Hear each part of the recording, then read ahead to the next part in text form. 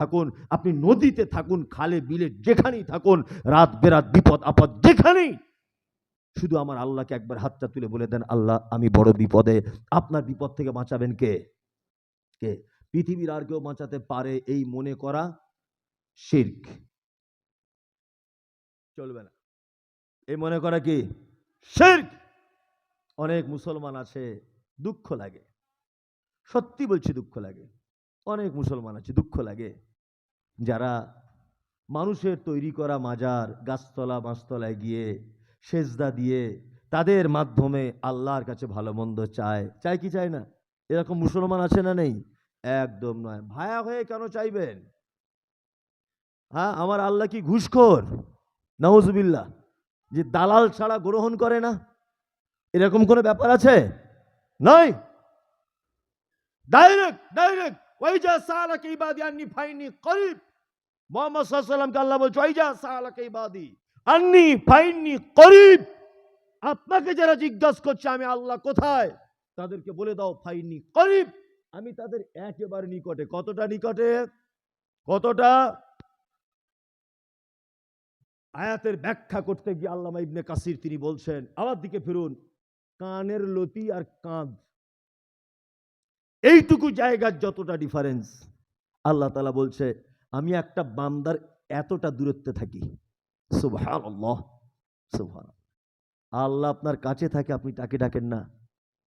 আর যে বোম্বাই শুয়ে আছে, দিল্লিতে শুয়ে আছে, কোথায় অমুক জেলায় শুয়ে আছে, আপনি তাকে এখান থেকে ডাকছেন, সে কি উকিল না মোক্তার যে তোমাকে বাঁচাবে? ছি ছি ছি ছি ছি। আপনি মুসলিম, এটা বলতেই আমার কেমন হচ্ছে যে আপনি মুসলিম। আমার ছেলে অসুস্থ, আমি ব্যাঙ্গালোরে যাব চিকিৎসা করাতে, ভেলোরে, ওখানকার ভাষা জানি না, ডাক্তার কখন কোথায় বসে আমি অশিক্ষিত লোক, বুঝি না। তা এই ভাই ভালো বোঝে, এ খুব ভালো বোঝে, তাই একে বলছি ভাই আমার ছেলেটা একটু চিকিৎসা করাতে হবে, চলুন। এ তখন আমাকে বলছে আমি যেতে পারি, আমার 5,000 টাকা লাগবে। ভাই বন্ধু মানুষ বলে ওকে দিয়ে বোঝাচ্ছি। তা 5,000 টাকা খরচা করে ওকে নিয়ে গেলাম ভেলোরে। তার মানে গোদা বাংলায় যাকে বলে দালাল, তাই না? বলে না দালাল ধরে গিয়েছি, বলে না? ভাই বন্ধু মানুষ, উনি রাগ করবেন না আমি জানি, বোঝানোর জন্য। তার মানে অপরিচিত জায়গা হলে দালাল ধরে সেখানে যেতে হয়, তাই না? এবার বলুন, আমার আল্লাহ আছে, এটা আপনারা বিশ্বাস করেন? কারা কারা হাত তুলুন তো, তুলুন। বিশ্বাস করেন যে আল্লাহ আছে? আছে। আপনার নাম আব্দুল্লাহ, গোপীনাথ বাড়িতে আপনার বাড়ি, এটা আল্লাহ জানা আছে না নেই যে গোপীনাথ বাড়িতে আব্দুল্লাহ বলে একজন আছে? জানা আছে। তার মানে আপনিও আল্লাহকে চেনেন, আল্লাহ আপনাকে চেনে। দুজনের যখন আগে থেকেই পরিচয় আছে, তা মাঝখানে দালাল ধরে কেন যাব? মাঝখানে আমি দালাল কেন ধরতে যাব? বুঝতে পেরেছেন কি বলেছি? যারা বলছে কবরে শুয়ে থাকা মানুষ, এদের মাধ্যমে আল্লাহর কাছে পৌঁছাতে হবে, তা আমি ওদের মাধ্যমে কেন পৌঁছাবো? আল্লাহ তো আগে থেকে জানে আব্দুল্লাহ বলে একজন আছে গোপীনাথ বাড়িতে, আর আব্দুল্লাহ তো জানে আমার আল্লাহ আছে আকাশের উপরে। তো দুজনের যখন পরিচয় আছে, তো মাঝখানে কেন দালাল ধরতে যাব, কেন দালালের পয়সা দিতে যাব? আল্লাহু আকবার। আল্লাহ তুমি আমাদের সঠিক ইসলামটাকে জানার বোঝার তৌফিক দান করো, আমিন আমিন। আপনারা রাগ করছেন না তো? আর রাগ করলেও কিছু করার নেই, যে রাগ করলেও করার নেই, এনেছেন যখন আপনাকে শুনেই যেতে হবে, কিচ্ছু করার নেই। কারণ আমি এরকমই লোক, আমি ঠিক যে জায়গাগুলো অসুখ সেই জায়গাতেই চিকিৎসা করি, বুঝলেন না? হ্যাঁ, ওই জ্বর হয়েছে আর মাথার যন্ত্রণা ওষুধ দেবো, এই ডাক্তার আমি নয়, জ্বরেরই দেবো। মানে আমি তো বুঝতে পারছি যে সমাজের কি অবস্থা, সমাজের দিকে লক্ষ্য রেখে যুক্তি এবং হাদিস কোরআন তার ব্যাখ্যা বিশ্লেষণ করছে আপনাকে। তাহলে শিরকে আকবার 3টে ভাগে ভাগ করে দিলাম, 2টো ভাগে। একক আল্লাহকে মেনে নেওয়া, 2 আল্লাহর গুণবলী মেনে নেওয়া, তাই তো? এইবার আপনাকে একটা কথা বলি। কি কথা? একটা লোক 5 বছর নামাজ পড়ছিল, হঠাৎ করে নামাজটা ছেড়ে দিয়েছে। তা আমি ওকে বলছি ভাই তুমি নামাজ ছেড়ে দিলে কেন? তা বলছে মমতাজুর সাহেব নামাজ পড়েও যা, না পড়েও তাই, বরঞ্চ ও পড়ে না, 2 তলা বাড়ি করে ফেলেছে, আমি ফালতু ঘুরছি, আমার টাইম লস। ওইটুকু টাইম যদি আমি মাঠে নিড়াতাম, অনেক ঘাস পরিষ্কার হতো, বুঝছি। আচ্ছা ভাই তুমি নামাজ পড়ছো না কেন? বলছে নামাজ পড়া ধরেছিলাম ভাই একটা মহৎ উদ্দেশ্য। কি উদ্দেশ্য? যে আমি মাঝে সাঝে লটারি কাটি, যদি ফার্স্ট প্রাইজটা পড়ে দোয়া করতাম খুব। শালা একদিনও কবুল হলো না। বলছে বলছে 4 বছর ধরে দোয়া করছি ফার্স্ট প্রাইজটা পাওয়ার জন্য, 1 কোটি টাকা, দোয়া কবুল হলো না। ওই জন্যে আমি নামাজ পড়া ছেড়ে দিয়েছি। শুনুন, দুটো পদ্ধতি অবলম্বন করলে দোয়া কবুল হবে। কটা পদ্ধতি? দুটো, তিনটে। এক এক নম্বর হচ্ছে মসজিদে গিয়ে তাহাজ্জুদ নামাজ পড়ে দোয়া করছেন, আল্লাহ কোটি কোটি টাকা দাও, সুন্দর একটা বউ দাও, আমার 3টে মেয়ে, আল্লাহ এবার একটা ছেলে দাও। 30 বছর দোয়া করছেন, কবুল হয় না। কারণ কি বলুন তো? এই যে আপনার বাপ মরে গিয়েছে, বোনকে জমি দেননি, আর ওই জমিতে ধান চাষ করে ভাত খেয়ে মসজিদে এসেছেন। তার মানে আপনার দোয়া কিয়ামত পর্যন্ত কবুল হবে না। মানে হারাম মাল ভিতরে আছে, বোনকে জমি দেননি, ফাঁকি দিয়ে দিয়েছেন। আপনার আব্বা মারা যাবার পরে হারিকেন, বুঝেন তো হারিকেন, হারিকেনের বাতি, ওই বাতিটাও আপনার বোন ভাগ পাবে, ওই হারিকেনের বাতিটারও ভাগ হবে। কি বলছি বুঝতে পারছেন না? আপনার বাপ বা দুতলা বাড়ি করে দিয়ে গেছে না, প্রত্যেক সিমেন্ট এবং বালি আলাদা আলাদা করে ভাগ হবে, ইট পর্যন্ত 3টে ভাগ করা হবে, আপনার বোন পাবে। ওকে যদি ভাগ না দেয়, আর খুব হজ করেছে তসবিহ নিয়ে সুবহানাল্লাহ সুবহানাল্লাহ, ফেরেশতা খুঁজছে আপনার চামড়া তুলে দেবে। আর বোনকে ফাঁকি দিয়ে সুবহানাল্লাহ, চামড়া তুলে একদম গুঁড়ো লঙ্কা দিয়ে দিবে সঙ্গে সঙ্গে পাছায়। খুব সাবধান, হালাল খেতে হবে দোয়া কবুল করতে গেলে। দুই নম্বর হচ্ছে দোয়া করার সময় সব সময় এইটা বলবেন, আল্লাহ তুমি আমার জন্য যেটা কল্যাণ মনে করো, আল্লাহ তুমি আমাকে সেটাই দাও। কি বললাম বুঝতে পারছেন না? বিয়ে করবেন তো দোয়া করছেন, আল্লাহ সুন্দর বউ দাও, হিমা মালানির মতো দেখতে হয়, এই দোয়া কবুল হবে না। আল্লাহকে বলতে হবে হাত তুলে, আল্লাহ আমার জন্য তুমি এমন একটা মেয়ে নির্বাচন করো, যে মেয়েটা আমার জন্য কল্যাণ করা হবে, আমার জন্য উত্তম হবে। আল্লাহ এই মেয়েটা তুমি আমার জন্য একটা ব্যবস্থা করে দাও। আর নাম্বার 3 নাম্বার হচ্ছে আমরা দোয়া করি যখন টাকার দরকার, তবুও বলছি কি আল্লাহ টাকা দাও, বউ দরকার তবুও বলছি আল্লাহ বউ দাও, সংসারে শান্তি দরকার তবুও বলছি আল্লাহ শান্তি দাও, আপনার গুনাহ করেছেন ক্ষমা করবেন তবুও বলছে আল্লাহ ক্ষমা করে দাও। এই দোয়া কবুল হবে না। দোয়া কবুল করতে গেলে কি করতে হবে? চলুন পবিত্র আল কোরআন খুলুন, আল্লাহ তাআলা বলছেন ওয়ালিল্লাহিল আসমাউল হুসনা ফাদউ বিহা। আছে তো আবেদ সাহেব? আছে? আল্লাহ বলছে তোমরা যখন আমাকে ডাকবে তখন আমার গুণাবলী নামগুলো ধরে ধরে ডাকো। তার মানে যখন ক্ষমার প্রয়োজন তখন হাত তুলে বলে দিতে হবে, ইয়া গফফার, হে চরম ক্ষমাশীল, ক্ষমা করে দাও। টাকার দরকার, তখন হাত তুলে বলতে হবে, ইয়া রাজ্জাক, হে রুজির মালিক, তুমি রুজির ব্যবস্থা করে দাও। সংসারে স্বামী স্ত্রী অশান্তি, হাত তুলে বলতে হবে, ইয়া সালাম, হে চরম শান্তিময়, তুমি আমার সংসারে শান্তি দাও। দয়ার দরকার, হাত তুলে বলতে হবে, ইয়া রহমান, হে চরম দয়ালু, তুমি আমাকে দয়া করো।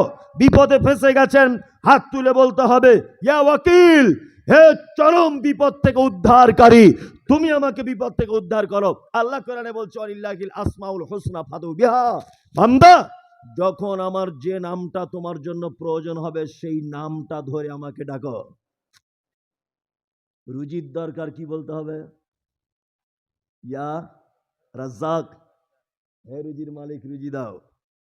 গুনাহ করেছেন ক্ষমা চাইতে হবে, কি বলতে হবে? ইয়া গফফার। সবাই কিন্তু একটু একটু প্রশংসা পছন্দ করে, পছন্দ করে না? পছন্দ করে। আমি গাড়ি থেকে নামছি তো একজনে বলছে এই মমতাজুল ইসলাম এসছে, বোঝানোর জন্য আমাকে বলছে কি মমতাজুল ইসলাম এসছে। মনটা খারাপ হয়ে গেল, শুধু এইরকম ভাবে বললি, তুই যদি একবার বলতিস প্রধান বক্তা জানাব মাওলানা মমতাজুল ইসলাম অমুক সাহেব, তাহলে একটু ভালো লাগতো, যে না আমাকে একটু পিক আপ দিয়েছ। সবাই এটা মনে করে, কি করে না? হ্যাঁ, গ্রামের হেতুরে ডাক্তারকে যদি বলেন ডাক্তার বাবু, ও দেখবেন মোটামুটি দামি ওষুধ দেবে, যা কিছু হোক না হোক ইঞ্জেকশন দিতে পারি না পারি, ডাক্তার বাবু তো বলছে। হ্যাঁ, মাস্টারকে যদি মাস্টার বলেন যতটা খুশি হয়, তার থেকে বেশি হয় মাস্টার মশাই বললে, তাই না? কি বলছি, ঠিক বলছি না? সবাই কিন্তু নিজের একটু প্রশংসা পছন্দ করে। আল্লাহ তাআলা বলছে আমার যে গুণগুলো আছে খ্যাপা, ওইগুলো ধরে ডাক, আমার গুণগুলো ধরে ডাক। সব কাজ আল্লাহ আল্লাহ করছিস কেন? টাকার দরকার, একবার বল ইয়া রাজ্জাক, হে রুজির মালিক, তবে তো সে খুশি হবে। সব যদি আল্লাহ দিয়ে চালিয়ে দেবেন, তার 99টা গুণের কি দরকার ছিল? কি দরকার ছিল বলুন? সাহেব, আপনি বেয়াদবি মাফ করুন, আমাকে একটু পানি দেন, ঠান্ডা পানি, গরম নয়, ঠান্ডা। আমার তো গলার প্রয়োজন হয় না, এমনি আমার গলা জোর বেশি। হ্যাঁ, আমার গলার টলার দরকার নেই। যাই হোক, তাহলে আল্লাহ সিফাতের উপরে, তার গুণের উপরে কেউ যদি অবিশ্বাস করে, তাহলে সে শিরক আকবার করবে। আর একটা শিরকের ভাগ বলে দিই, আর শিরক ফিল আকীদা, বিশ্বাসগত ভাবে মানুষ শিরিক করে। বিশ্বাসগত শিরিক বোঝেন? হ্যাঁ, আপনাকে বলি বিশ্বাসগত শিরিক কেমন। বৃহস্পতিবারের দিন নাকি বাঁশ কাটতে নেই, এটা শিরিক। এ কথা বলা, বাচ্চা ছেলের দাঁত ভেঙে গেছে, ওর মা বলছে ইঁদুরের গর্তে এদের চিকন চিকন দাঁত হবে, এটা শিরিক। বাড়ির মেয়ে ছেলেরা বলে ভাতের হাঁড়িতে পা দিতে নেই, ভাত নাকি খারাপ হয়ে যায়, শিরিক। বাচ্চা ছেলে রাস্তার ধারে দাঁড়িয়ে আছে, ওর মা বলছে নজর লেগে যাবে, হাঁড়ির তলার কালি আর সরিষার তেল ফেটের পাছায় একটা, কোমরে একটা, এইখানে একটা মেরে দে, শিরিক। চলবে না। বৃহস্পতিবারের দিন গরু জবাই করতে নেই, এই বিশ্বাস করা শিরিক। জুতো পায়ে দিয়ে ধানের উপরে হাঁটতে নেই, এই বিশ্বাস করা শিরিক। ড্রাইভার বেঁচে ছিল বলে প্যাসেঞ্জার গুলো বেঁচে গেল, এই কথা শিরিক। অতিরিক্ত কেন রোদ্দুর, এত রোদ্দুর তো প্রয়োজন ছিল না, এই কথা বললে শিরক হয়।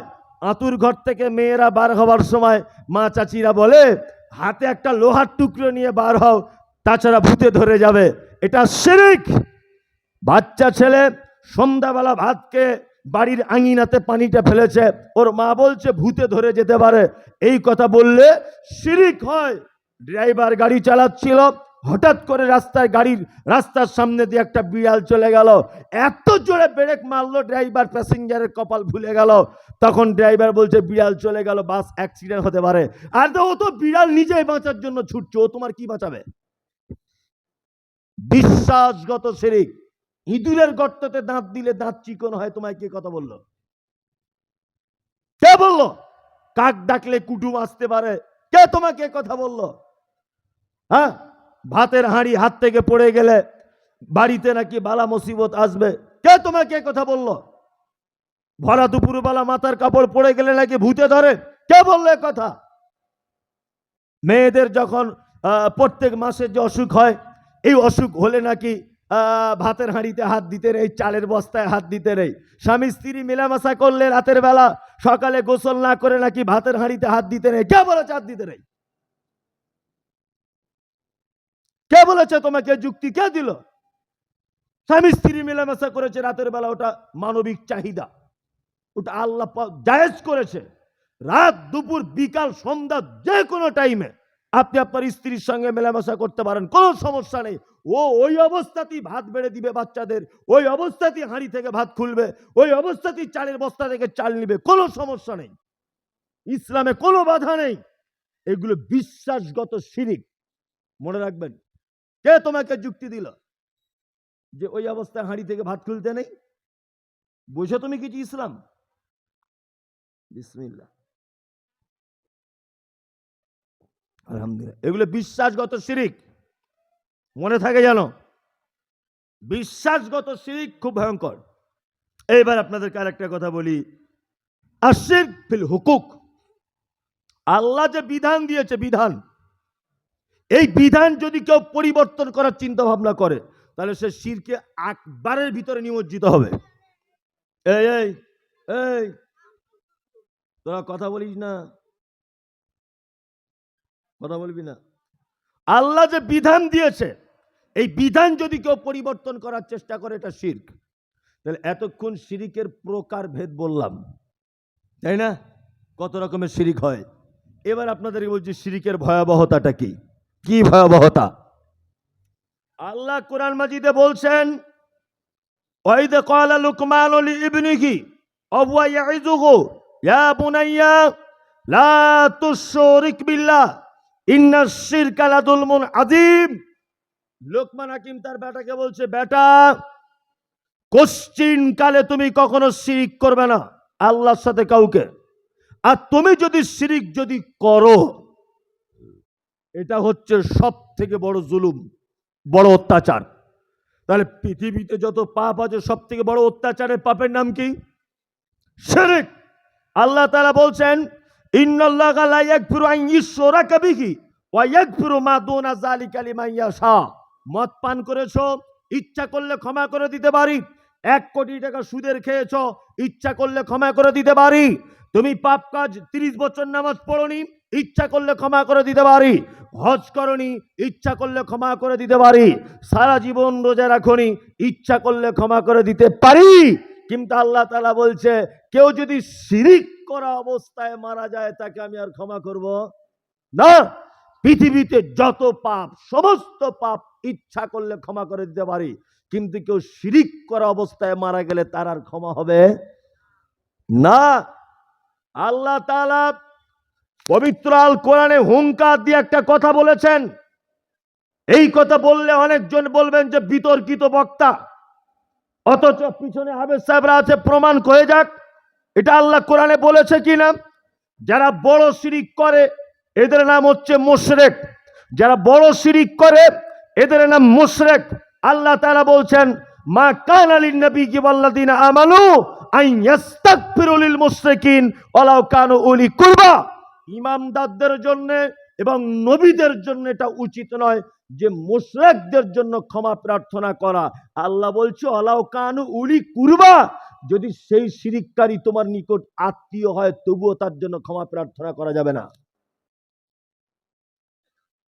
চলুন সূরা তাওবা খুলুন, যদি না থাকে আমি জিপ কেটে দিয়ে চলে যাব। কোরআন তো আর হানাফি সাফি এটা ওটা ব্যাপার নেই, আচ্ছা কোরআন তার ব্যাপার নেই। শুনুন একটা কথা বলি, আপনার জীবনে 1 রেকাত যদি নামাজ পড়েন, 1 রেকাত, 60 বছর জীবনে যদি একটা সেজদা কোনোদিন যদি আপনি দেন, সেই একটা সেজদা শুধুমাত্র কার জন্য দিতে হবে? আল্লাহর জন্য। এ আমার বাপ, এ আমার ভাই, এ কোন জায়গায় সেজদা দিয়েছে, মাজারে হতে পারে, গাছতলায় হতে পারে, পীরের থানে হতে পারে, কোন জায়গাতে সেজদা দিয়েছে, কোন এক জায়গায়। আজকে কালকে যদি মারা যায়, আল্লাহ কোরআনে বলছে, মা কানা লিন নবিয়্যি ওয়াল্লাযিনা আমানু আন ইস্তাগফিরু লিল মুশরিকিন ওয়ালাউ কানু উলি কুরবা। তাহলে এ আমার নিকট ভাই হলে এর জন্য আর ক্ষমা প্রার্থনা করা যাবে না, হারাম, কিয়ামত পর্যন্ত হারাম। ওর জন্য দোয়া পর্যন্ত করা হারাম। আল্লাহ বলছে কথা। কেন হুজুর আয়াত খুঁজে পায় না? কেন হুজুর এই আয়াতটা কেন খুঁজে পায় না এতদিন পর্যন্ত কোরআনে? শুধু মা ফাতেমার ক্যাসেট আর সাদ্দাতের কাহিনী, আর একটা বুড়ি রাস্তা দিয়ে যেত, প্রতিদিন নবীজির রাস্তায় কাঁটা বিছিয়ে দিত, এইসব ভুয়ো ঘটনা। তুমি এই আয়াতটা খুঁজে পাও না? তুমি কি কানা হয়েছ না চোখে কম দেখো? এই কথা বললে যে নিজের ব্যবসা টিকবে না, কি বলছে বুঝতে পারছেন না? হুজুরের ব্যবসা ঘাটতি পড়ে যাবে, মুরিদ কমে যাবে। অথচ আল্লাহ সুবহানাহু ওয়া তাআলা কোরআনে দ্ব্যর্থহীন ভাষায় বলছে, ওয়ালাউ কানু উলি কুরবা। এই শিরিককারী যদি তোমার নিজের আত্মীয় হয়, নিকট আত্মীয়, তবুও তুমি তার জন্য ক্ষমা প্রার্থনা করতে পারবে না। চলুন এবার একটা কথা বলি, এই কথা বললে আরো রেগে যেতে পারেন। আমরা ছোটবেলা থেকে একটা কথা শুনেছি, কোন মানুষ যাই করুক আর নাই করুক, একবার যদি কলেমা যদি পড়ে, ও যদি জাহান্নামেও যায়, জাহান্নামে কিছুদিন আযাব ভোগ করার পরে আবার ওকে জান্নাতে দেওয়া হবে। এটা হুজুররা বক্তব্য রাখে না? রাখে। আমি মমতাজুল ইসলাম এই বক্তব্য আজকে রেখে গেলাম। আর জীবনে গোপীনাথ বাটিতে আমার রুজি আছে কি জানি না, তবে এই কথাটা মাথায় রাখবেন। আমি একটা কথা বলে দিয়ে যাচ্ছি, শিরিক করা অবস্থায় যদি কেউ মারা যায়, কিয়ামত পর্যন্ত জান্নাত, মানে পৃথিবীর শেষ দিন পর্যন্ত জান্নাত জাহান্নাম ফায়সালা হয়ে যাবার পর পর্যন্ত, আগে পর্যন্ত ওই লোক জাহান্নাম থেকে জীবনে কোনোদিন বাঁচবে না। যে লোক শিরিক করা অবস্থায় মারা গেছে, 10 কোটি টাকা সুদের খেয়েছেন, জাহান্নাম আপনার হতে পারে, কিন্তু কলেমা আপনার ছিল, এই কারণে আল্লাহ আবার আপনাকে জান্নাত দিবে, এ কথা ঠিক। কিন্তু শিরিক করা অবস্থায় যদি কেউ মারা যায় তাহলে ও আর কোশ্চিন কালো জাহান্নাম থেকে বার হতে পারবে না, কোশ্চিন কালে পারবে না। এই দেখুন, এবার আপনাদেরকে একটা কথা বলি, কথা শুনলে আপনার রাগ হয়ে যেতে পারে। আল্লাহ নবী সাল্লাল্লাহু আলাইহি ওয়াসাল্লামের কাছে 10 জন লোক এসেছে। কতজন? 10 জন এসে বলছেন, আল্লাহর নবী, আমরা ইসলামের ভিতরে আসতে চাই, অর্থাৎ আমরা কলেমা পড়তে চাই। আল্লাহ নবী সাল্লাল্লাহু আলাইহি ওয়াসাল্লাম 9 জনকে কলেমা পড়ালেন, ইসলাম গ্রহণ করালেন। লোক এসেছিল কতজন? কয়জনকে কলেমা পড়ালেন? 9 জনকে। একজনকে বাদ দিয়ে দিলেন। তা আল্লাহ নবী সাল্লাল্লাহু আলাইহি ওয়াসাল্লামকে ওই 9 জন বলছেন, আল্লাহর নবী, আমরা তো 10 জনা এলাম বাইয়াত গ্রহণ করতে বা ইসলামের ভিতরে আসতে, তা আপনি 9 জনকে নিলেন, একজনকে কেন বাদ দিলেন? আল্লাহ রাসূল বলছে, আউযুর বিকা আল্লাকা, তুমি তার গলার দিকে তাকিয়ে দেখো, তার গলায় একটা তাবিজ ঝুলছে, মাদুলি ঝুলছে, গাছ কিছু একটা ঝুলছে, মাদুলি তাবিজ। এই কারণে কে কলেমা পড়ালাম না। তার মানে আল্লাহ নবী বোঝাতে চাইছেন, এই যে একটা গেলাস, এই গেলাসের তলায় যদি ফুটো করা থাকে, উপর থেকে যদি পানি দেন তাহলে পানি জমবে, তলার দিক দিয়ে পড়ে যাবে। আল্লাহ নবী বোঝাতে চাইছেন, শোনো, ওকে কলেমা বলালাম না এই কারণে যে ওর ইমানে ফুটো হয়ে আছে, ওকে এখন কলেমা দিলে কলেমা টিকবে না। কি বলছে বুঝতে পারছেন? তাবিজ, মাদুলি, অষ্টধাতু আংটি, নবম ধাতু আংটি, এই লাল সুতো, কালো সুতো, পাশায় কাড় বাঁধা, এসব কি শিরক। একটা যুবক ছেলে 4 রকমের আংটি পরে ঘুরছে, 4 রকমের পাথর, 4 রকমের পাথর হাতে। ভাই, এ পাথরটা কি করে? বলছে এটা বউ কথা শোনে না। এটা কি? বলছে বাপের বাড়ি গেলে আসতে চায় না হুজুর। এটা কি? বলছে স্বামী স্ত্রী গোপন ব্যাপার হুজুর, বলা যাবে না। আর এইটার ব্যাপার কি? বলছে আমার শাশুড়ি দিয়েছে, আমি নাকি মা ভক্ত তাই। ভালো করে বুঝবেন, 4 রকমের আংটি পরে ঘুরছে একটা যুবক ছেলে, যুবক। এই হযরত ওমরের নাম শুনেছেন? ওমর? হ্যাঁ, ওমর মানে কে জানেন তো? সুবহানাল্লাহ। ওমর মানে কে জানেন? আল্লাহ নবী বলছে, আনতা তাসলুকু বিত তারিক লা ইয়াসলুকু শায়তানু ফিত তারিকিকা। ওমর যদি গোপীনাথ বাটির এই রাস্তা দিয়ে হেঁটে যায়, তো ইবলিস শয়তানে এলাকা ছেড়ে পালায়। ওমর যে রাস্তা দিয়ে হাঁটে, ওই রাস্তা দিয়ে ইবলিস শয়তান হাঁটে না। সিনেমা দেখেছেন? আমি শুধু হুজুর না, সব রকমের জ্ঞান রাখি। একটা পুরাতন সিনেমা চলতো আগে, শোলে, দেখেছেন না? শোয়ে বই একটা ডায়লগ ছিল, 20 कोस दूर से अगर कोई बच्ची रोते, माँ कहती है कि बच्ची सो जा, गब्बर सिंह आ जाएगा। ডায়লগ ছিল একটা, আমি জীবনেও দেখিনি। যদি বলছে আপনি জানলেন কি করে? ওই মোবাইল ঘাঁটতে ঘাঁটতে ঘাঁটতে চোখে চলে আসে, যেগুলো নেওয়ার মতো সেগুলো নিই আমি, যে না এইটা একটা উদাহরণ হিসেবে বলা যেতে পারে। ঠিক তেমন বাচ্চা ছেলে কাঁদলে, ওই সিনেমাটা দেখানো হয়েছে, বাচ্চা ছেলে কাঁদলে বলতো মায়েরা, এই সো যা গব্বর সিং আ জায়েগা। আমরা যেমন বাচ্চাদের ঘুমানোর জন্য বলি, পল্টু ঘুমা, বাঘ চলে আসবে, বাঘ বাঘ, শিয়াল আসবে তোর পায়ে কামড়ে নেবে, এই দাঁড়া দাঁড়া, তুই ইঁদুর বাচ্চা আসছে মনে হয়, দাঁড়া। মায়ের এরকম করে বাচ্চাদের ঘুম পাড়ায় না? ঠিক তেমন ওমর মানে মক্কা মদিনায় বাচ্চারা যদি রাতের বেলা না ঘুমাতো, তা মায়েরা বাচ্চাদের বলতো, এই ওমর আসছে, ওমর ওমর ওমর ওমর আসছে, ঘুমা। ওমর মানে ভয়ঙ্কর লোক। ওমর মানে কে? ভয়ঙ্কর লোক। হযরত ওমর, হযরত ওমর, আল্লাহ নবী সাল্লাল্লাহু আলাইহি ওয়াসাল্লাম তিনি বলছেন, পৃথিবীতে জান্নাত থেকে ডাইরেক্ট কয়েকটা জিনিস এসেছে, ডাইরেক্ট জান্নাত থেকে। সহিহ মুসলিমের 2য় খণ্ডের হাদিস। আল্লাহ নবী সাল্লাল্লাহু আলাইহি ওয়াসাল্লাম বলছেন, তার মধ্যে একটা জিনিস, তার নাম হাজর আসওয়াদ। হাজী সাহেবরা যে পাথরে চুম্বন করে, হাজর আসওয়াদ, আল্লাহ নবী বলছেন, এই হাজর আসওয়াদ যখন এসেছে জান্নাত থেকে, দুধের থেকেও সাদা ছিল। কিন্তু আদম সন্তান তাকে চুম্বন করে করে, চুম্বন করে করে করে করে তাকে একেবারে কালো আল কাতরার মতো করে দিয়েছে। আলহামদুলিল্লাহ, আমি প্রায় 20 বার চুম্বন করে এসেছি, 20 বার। আল্লাহ আমাকে নসিবে রেখেছে, আমি গিয়েছিলাম 25 দিন আগে, আমি ফিরেছি মদিনা মক্কা থেকে। যাই হোক, তো ওইটা জান্নাত থেকে এসেছে ডাইরেক্ট পাথরটা। এইখানে একটা কথা, আল্লাহ নবী পাথরে চুম্বন করতে বলেছেন, নিজে চুম্বন করেছেন। এবার হযরত ওমর হজ করতে এসেছেন। কে? হযরতে ওমর হজ করতে এসেছে।